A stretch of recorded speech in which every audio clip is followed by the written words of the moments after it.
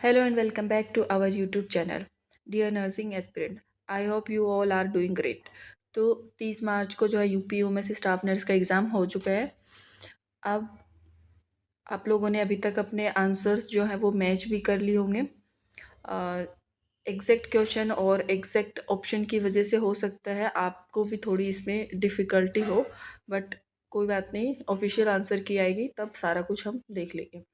तो इस वीडियो में हम बात करने वाले हैं जो यूपीओ में स्टाफ नर्स का एग्ज़ाम हुआ है 2024 में, उसके एक्सपेक्टेड कट ऑफ मार्क्स कितनी जा सकती है। यानी कि हम कहें कि एक पर्टिकुलर कैटेगरी के लिए आप कितना स्कोर करें कि आप सेफ़ रहें या फिर आपके चांसेस ज़्यादा हों सिलेक्शन के।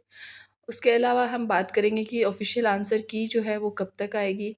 नेक्स्ट, इसका जो फाइनल रिज़ल्ट है वो कब आएगा और जॉइनिंग कब होगी। ये कुछ 2-3 बातें हम इस वीडियो में डिस्कस करने वाले हैं, तो वीडियो को एंड तक ज़रूर देखना। और अगर इन्फॉर्मेशन अच्छी लगे तो वीडियो को लाइक करना, अपने फ्रेंड्स के साथ में शेयर करना। चैनल पे अगर पहली बार आए हो तो चैनल को सब्सक्राइब ज़रूर करना। तो आइए स्टार्ट करते हैं वीडियो को।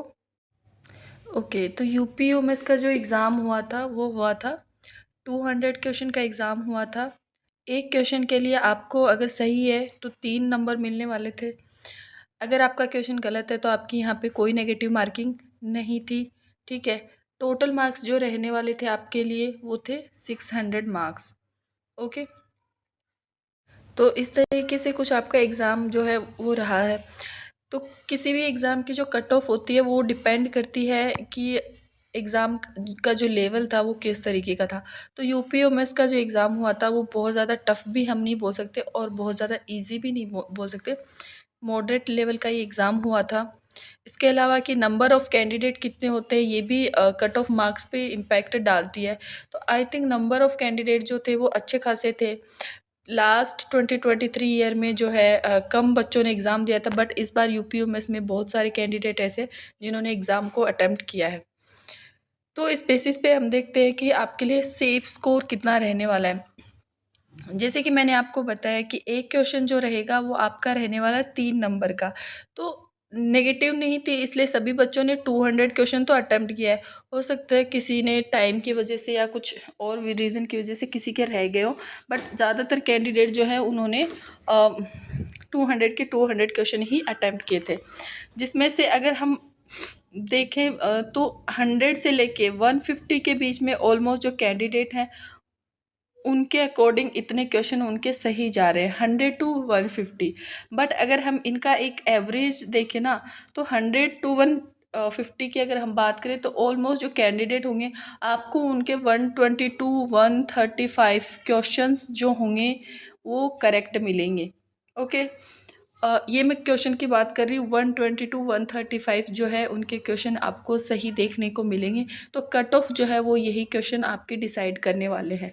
सबसे पहले हम देखते हैं कि जनरल कैटेगरी के लिए, अगर आप जनरल कैटेगरी से हैं तो आपके मार्क्स जो है अबव 400 होने चाहिए।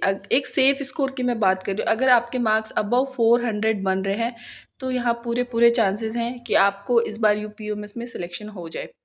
अगर मैं क्वेश्चन की बात करूँ तो 130 टू 135 क्वेश्चन आपके करेक्ट होने चाहिए अगर आप जनरल कैटेगरी से बिलोंग करते हैं। तो 130 क्वेश्चन को अगर हम 3 से मल्टीप्लाई करते हैं 390 कुछ आता है। तो 130 से लेके 135 क्वेश्चन के बीच में आपके क्वेश्चन है वो सही होने चाहिए। अबव 400 आपके मार्क्स होने चाहिए। तो जनरल कैटेगरी वाले कैंडिडेट का यहाँ पे सिलेक्शन होने के पूरे पूरे चांसेस हैं। नेक्स्ट हम बात करते हैं ओबीसी कैटेगरी की।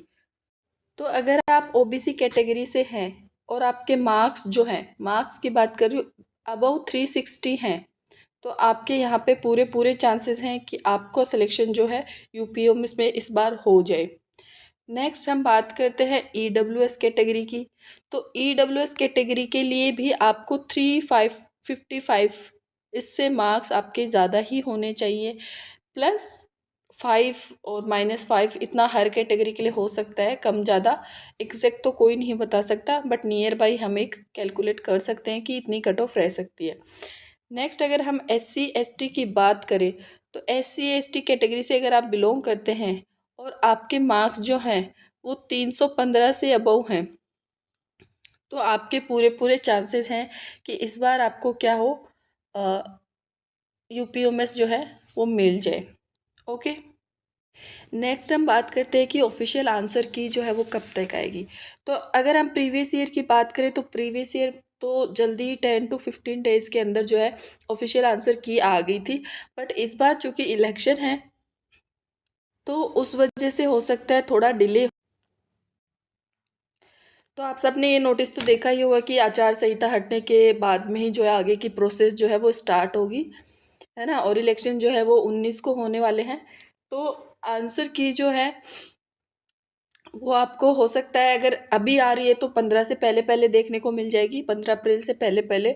और अगर अभी नहीं आएगी तो फिर आपकी जो इलेक्शन होंगे उनके बाद में ही आपको आंसर की जो है वो देखने को मिलेगी।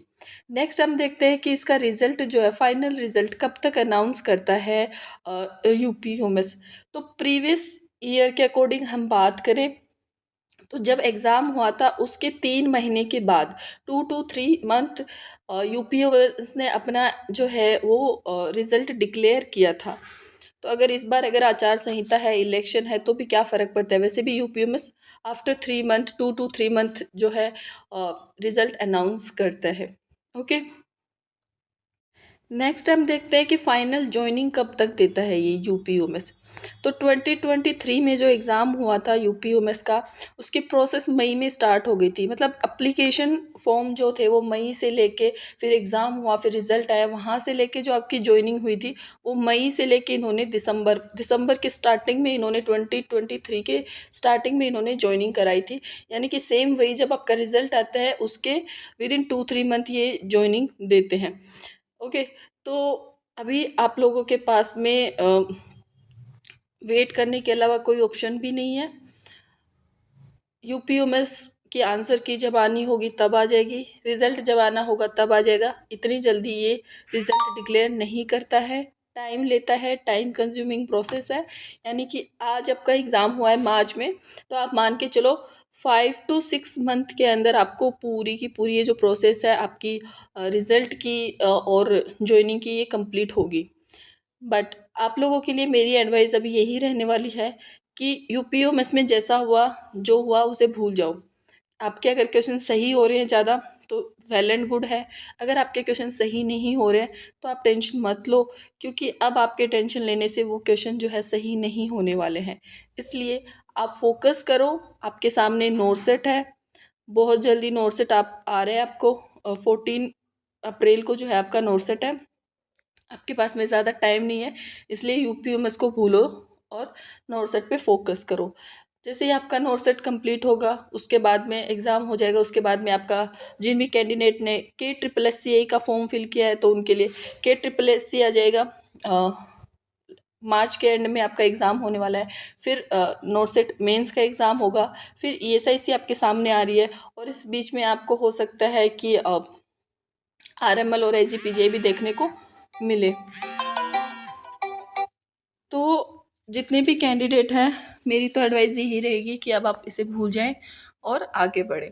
मेरी तरफ से आप सबके लिए wish you all the best. अगर किसी कैंडिडेट को ऐसे लगता है कि कट ऑफ मार्क्स मैंने ज़्यादा बताए हैं तो गुस्सा होने की ज़रूरत नहीं है, एक्सपेक्टेड है, फाइनल नहीं है। ओके, तो मिलते हैं नेक्स्ट वीडियो में, तब तक के लिए टेक केयर।